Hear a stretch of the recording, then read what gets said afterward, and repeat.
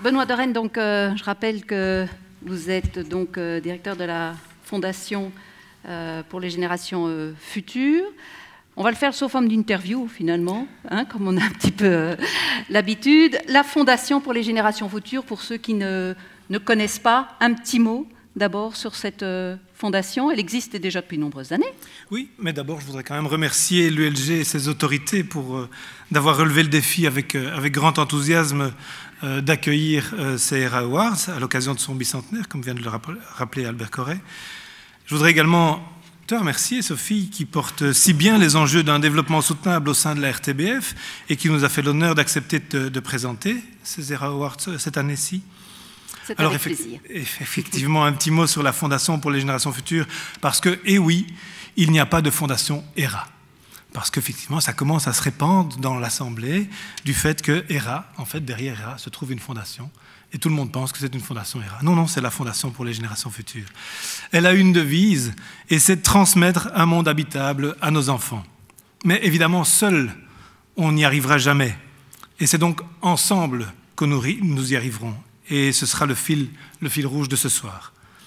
Et pour y arriver ensemble, la Fondation prône de généraliser une démarche de pensée et d'action à 360 degrés. Cette approche à 360 degrés englobe les enjeux de survie de la planète, mais aussi du développement des relations humaines sereines, une prospérité largement partagée et une profonde dynamique de participation. Elle se veut ancrée dans l'espace, ici et ailleurs, et dans le temps, aujourd'hui et bien sûr demain. Pour y arriver, toujours, la Fondation a choisi d'agir à plusieurs niveaux. Préparer les cerveaux de demain à penser à 360 degrés, agir et entreprendre à 360 degrés dès aujourd'hui et investir financièrement ces moyens financiers pour les générations futures également avec cette vision à 360 degrés. Et nous nous définissons volontiers comme une plateforme de philanthropie transformatrice qui permet à ses partenaires, mécènes et donateurs d'investir dans les générations futures. Alors, si on pense qu'il y a une fondation ERA, c'est que, évidemment, ERA, c'est quand même l'action phare de la Fondation pour les générations futures. Alors, ERA, c'est quoi en quelques mots et quelles sont les actions et pourquoi l'avoir mis sur pied ? Mais d'abord, ERA, c'est un programme de prix d'excellence qui veut préparer les cerveaux de demain à 360 degrés. Et ce programme est né d'un constat que notre société doit faire face à de multiples crises très systémiques aujourd'hui et face à des enjeux toujours plus complexes. Or, nous sommes peu préparés à appréhender et gérer cette complexité. Albert Corret le rappelait très clairement, y compris dans les parcours académiques. À la Fondation, et je pense parler au nom de notre conseil d'administration, de son président François Host, de toute l'équipe et de nos nombreux partenaires aujourd'hui, nous sommes convaincus qu'il faut mettre au défi les jeunes générations d'étudiants et chercheurs pour qu'ils développent de nouvelles compétences dans leurs travaux, de nouvelles approches plus transversales et qu'ils proposent des réponses innovantes et soutenables aux enjeux actuels et futurs. Ce défi, nous le voulons bienveillant. C'est pourquoi ERA est une sorte d'ombrelle qui veut abriter de plus en plus de prix couvrant des champs et des publics différents, mais qui ont tous le même ADN. Sous cette ombrelle, un esprit de famille peut se développer, une famille composée de toutes les universités, et je pense, en la présence de Jan Peumans, président du Parlement flamand, que l'ambition, c'est que dès 2019, nous puissions investir les universités néerlandophones de ce pays.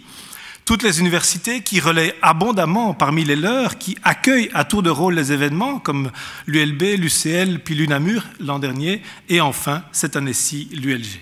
Mais également plus de 600 profs relais aujourd'hui et actifs dans plus de 70 facultés et instituts. Une famille qui s'agrandit chaque année grâce à de nouveaux parrains et marraines des générations futures et de nouveaux partenaires qui s'engagent sur plusieurs années à soutenir les jeunes au travers de ERA et de ses prix. J'en profite, que vous allez évidemment tous ces prix que vous allez découvrir au fil de la soirée. J'en profite néanmoins pour déjà tous les remercier puisqu'ils vont être présentés au fur et à mesure des prix. Je ne veux évidemment pas oublier les partenaires publics qui nous ont mis sur orbite et ceux qui continuent à nous soutenir dans leurs compétences respectives, régionales et communautaires, les ministres Jean-Claude Marcourt, ici présent, Carlo Di Antonio, représenté, et Eliane Tillieu, représenté également. Une famille de nominés lauréats de promoteur également, qui grandit chaque année grâce au fait que les prix augmentent et qui nous offre une merveilleuse diversité de futurs possibles, encore à penser, encore à construire, une formidable leçon positive et engageante pour demain. Nominés lauréats, pour nous la différence est parfois infime et l'importance est absolument égale. Sous l'ombrelle de ERA, on trouve un autre groupe de personnes passionnantes et indispensables, les 42 membres de nos 7 jurys cette année-ci, jurys indépendants composés de personnalités d'horizons très différents et qui ont fourni un travail énorme, et vous allez aussi le découvrir, leur choix, très bientôt. Et puis, comme aujourd'hui, ERA réunit l'ébauche d'une véritable communauté, un beau mélange sociétal et de génération, journalistes, entrepreneurs, responsables d'administration publique, responsables politiques ou de cabinets ministériels, élus de tout niveau, et, ainsi que monde académique, prorecteurs et prorectrices, recteurs et bien sûr, jeunes chercheurs et diplômés. Soyez vous aussi remerciés pour votre présence nombreuse et votre soutien chaque année plus nombreux. Merci. Quand je vous disais que ça ressemblait à une cérémonie finalement du cinéma, on remercie aussi toujours beaucoup les gens. Alors Benoît, qui peut concourir à ces ERA? Parce que vous avez parlé de cerveau, est-ce qu'il faut être un cerveau bien plein? En tout cas, un cerveau bien fait, ça c'est sûr. J'aime rappeler que ERA ne se substitue absolument pas au jugement de validité académique et scientifique. Les jurés évaluent la valeur ajoutée sociétale de ces travaux. Et la tâche est complexe, elle aussi, quoi qu'il arrive, au travers de 3 groupes de critères, une approche globale à 360 degrés d'un sujet, l'innovation durable et une réponse soutenable à un enjeu majeur pour la société. Et puis les jurys prennent leurs responsabilités, en primant parmi les finalistes maximum 3 nominés et parmi les nominés maximum 1 lauréat qui gagne un prix financier. Mais par transitivité, la Fondation est chargée d'une responsabilité particulière en matière de diffusion, d'accompagnement et de développement de ces dynamiques autour de ERA. Et chacun des nominés lauréats est également chargé d'une responsabilité nouvelle, faire vivre cette approche à 360 degrés dans sa vie à venir, personnelle comme professionnelle, et pourquoi pas devenir une source d'inspiration pour les générations futures d'étudiants en partageant sa vision et ses expériences avec eux lors des ateliers que nous organisons de plus en plus souvent dans les auditoires. Alors, dernière question, Benoît, en amont et en aval de toute cette famille de prix bien nombreuse, famille nombreuse, alors ERA, c'est quand même, vous me le disiez, un écosystème qui prépare, on va le dire, les cerveaux de demain, mais à 360 degrés. Mais en tout cas, c'est ce qu'on espère, c'est bien le but de tout ceci. Et l'événement de ce soir accueille également, et vous allez le voir tout à l'heure, une poster session qui présente l'ensemble des travaux des finalistes qui auront non seulement déposé, mais qui auront été sélectionnés comme finalistes des ERA Awards.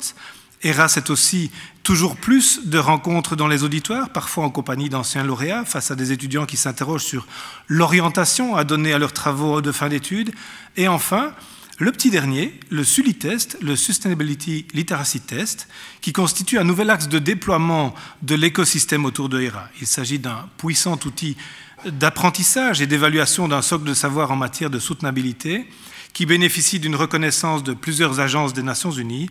La Fondation s'est engagée à la promouvoir dans la communauté académique en Belgique et même hors de cette communauté académique. Sa version actuellement disponible porte sur des enjeux de développement durable tant généraux que mondiaux, et la Fondation, en tant que coordinatrice pour la Belgique dans toutes les universités, francophones comme néerlandophones, est chargée par les initiateurs internationaux d'élaborer un volet spécifiquement belge. Ce travail se développe avec un comité d'experts diversifié issus de toutes les régions du pays, sous la présidence de Nadine Gouzet, ici présente.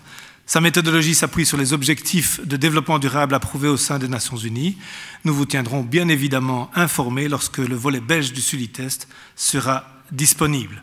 Pour conclure, je voudrais vous rappeler le souhait émis l'an dernier à Namur, que la cérémonie des ERA Awards devienne une véritable fête de l'esprit à 360 degrés, une fête par et pour les générations futures. Et franchement, c'est en train d'en prendre le chemin quand je vois l'ampleur que prend l'événement. Mais avant cela, je cède volontiers la parole à Pierre Ozer, qui nous invite à une réflexion à 360 degrés sur la jeunesse. Et Sophie, je te repasse le bâton de la parole pour longtemps, j'espère.